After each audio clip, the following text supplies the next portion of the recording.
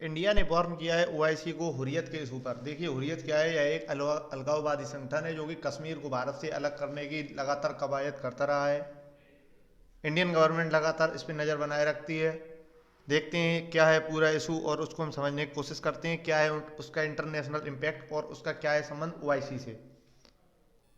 देखिए ओआईसी की जो अभी बैठक होनी है उसमें इंडिया ने ओआईसी से साफ तौर पर कहा है कि हम नहीं चाहते कि आपने क्यों बुलाया है हुर्रियत के चीफ को, क्योंकि आपको यह समझना चाहिए कि यदि हुर्रियत चीफ यदि जाते हैं वहाँ पर उस मीटिंग में तो देखिए वहाँ पर भारत को तोड़ने की बात होती है और भारत की तोड़ने की बात पर ओआईसी कैसे सहमति दिखा सकती है। इस बात पर भारत ने अपनी असंतुष्टि जाहिर की है और यह पूरी तरह से सही भी है। हम सभी लोगों को यह बात समझनी चाहिए, अपने देश हित में यह बात करनी चाहिए। ओआईसी ओआईसी की यदि बात की जाए तो इसमें सत्तावन सत्तावन देशों का संगठन है। 57 देशों का संगठन है और इसमें इस्लामिक कंट्रीज हैं। इसे organization of Islamic conference OIC को कहा जाता है। इसकी स्थापना 1969 में हुई है और इसमें 57 देश हैं, जिसमें से इस्लामिक देश हैं और वह देश भी हैं जिनमें इस्लाम धर्म की आबादी काफ़ी ज़्यादा मात्रा में पाई जाती है। तो ओआईसी की यदि बात की जाए तो ओआईसी की अभी मीटिंग होनी है और उसमें देखिए इस समय पर भारत का एक बहुत ही कड़ा प्रतिद्वंदी जबरदस्ती बन रहा है टर्की। टर्की लगातार भारत का विरोध कर रहा है, पता नहीं क्यों, लेकिन वो लगातार अपना विरोध दे रहा है क्योंकि वह कोशिश कर रहा है कि पूरी दुनिया में अपनी अलग छवि बना सके और वह ओआईसी का एक बहुत ही महत्वपूर्ण देश के रूप में आना चाहता है। अभी तक यदि बात की जाए तो ओआईसी पर सऊदी अरब सऊदी अरब और ईरान का बहुत ही ज़्यादा प्रभुत्व रहता है। यह दो सबसे ताकतवर देश इसमें हैं ओआईसी में। लेकिन टर्की कोशिश कर रहा है टर्की कि उसका भी थोड़ा बहुत जलवा हो जाए वहाँ पर, और उसी कोशिश में वह लगातार भारत का विरोध करता रहता है कश्मीर इशू पर। कश्मीर जो कि भारत का एक अभिन्न हिस्सा है, हम सभी लोगों को यह बात हमेशा और हर मंच पर कहनी चाहिए, कश्मीर भारत का एक अभिन्न हिस्सा है। इससे एक नेशनल डायलॉग बाहर जाता है जिससे हम अपने देश के लिए कुछ कहते हैं। देखिए पाकिस्तान का इस समय क्या चल रहा है कि पाकिस्तान के जो प्रधानमंत्री इमरान खान हैं उनके साथ नो ट्रस्ट इशू हो गया है। उनकी सरकार, अगली सरकार काफ़ी खतरे में लग रही है। तो वह कोशिश कर रहे हैं कि उनके यहाँ की जनता अब कैसे भी करके उनका ध्यान भटक जाए और वो यहाँ से हटकर भारत के यहाँ इंटरनल मैटर्स को भूलकर इंटरनेशनल यानी कि कश्मीर पर फोकस कर जाएं, जिससे वह सरकार बनाने में फिर से कामयाब हो जाएं। यदि देखिए आप देख सकते हैं यह आपके हुर्रियत के जो चीफ हैं,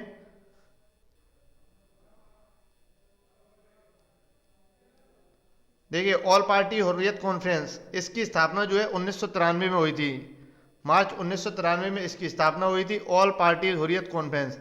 आप लोग पूछ सकते हैं कि यदि यह भारत को तोड़ने की बात करते हैं तो इन पर बैन क्यों नहीं लगाते हैं। देखिए अभी 2021 में यह बात चली थी कि भारत की सरकार इन पर बैन करने जा रही है इस पार्टी पर, लेकिन धीरे धीरे देखिए कभी जब ये ज़्यादा आंदोलन या ज़्यादा प्रो पाकिस्तानी बात करते हैं तो इन पर बैन लगा दिए जाते हैं, इन्हें उठा के जेल में डाल दिया जाता है। ऐसे ही किसी भी पार्टी को आप जेल में डालकर नहीं रख सकते हैं। इसमें 26 लगभग पॉलिटिकल पार्टी, सोशल और रिलीजियस पार्टियां भी हैं। ओआईसी हमेशा से इसकी कोशिश रही है कि यह कश्मीर को भारत से तोड़ दे। देखिए Hurriyat leader held over remarks into radio Pakistan on arrest in Kashmir. इनको लगातार उठा लिया जाता है जब भी जरूरत पड़ती है, या प्रो पाकिस्तानी बात करते हैं, भारत के खिलाफ बोलते हैं तो इनको उठा के जेल में डाल दिया जाता है।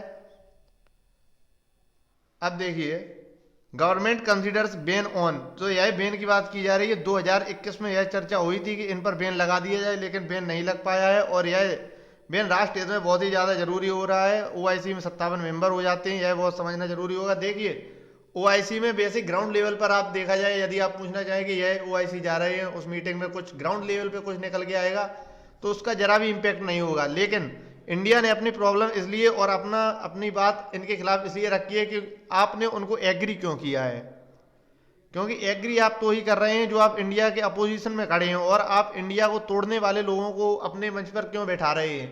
इसलिए इंडिया ने ओआईसी के खिलाफ अपनी आवाज़ उठाई है।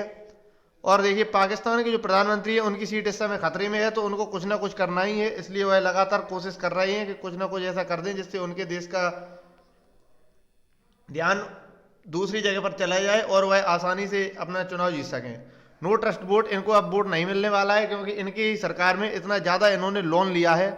लोन की प्रॉब्लम है, इनके यहाँ के युवाओं को रोजगार नहीं मिल रहा है। लगातार वो कह रहे हैं कि हम बेरोजगार होते जा रहे हैं और देश में देखिए हर आदमी पर करीब बताया जाता है 3400 करोड़ रुपए का कर्ज आ चुका है। मतलब ये इतना लोन ले चुके हैं पिछले 5-7 सालों में कि अब इनका उससे निकल पाना बहुत ही ज्यादा मुश्किल है। इनका क्या हाल हो गया है, चाइना का लोन वापस करना है तो आईएमएफ से लोन ले आए।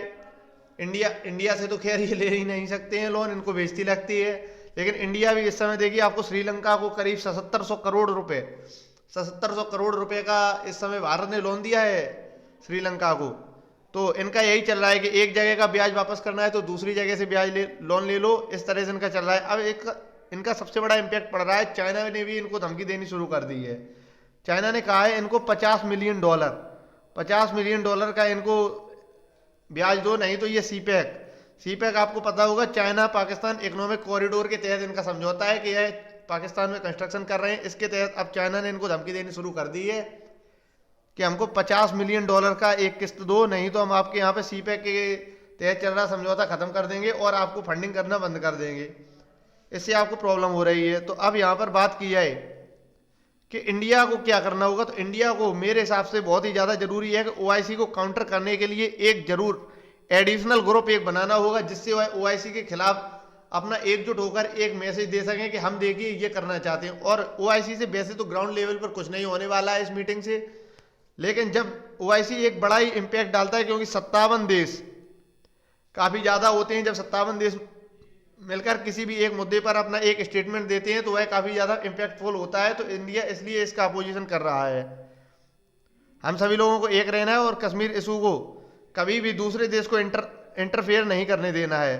फ्रेंड्स, इस तरह से हमने समझा है इस टॉपिक को।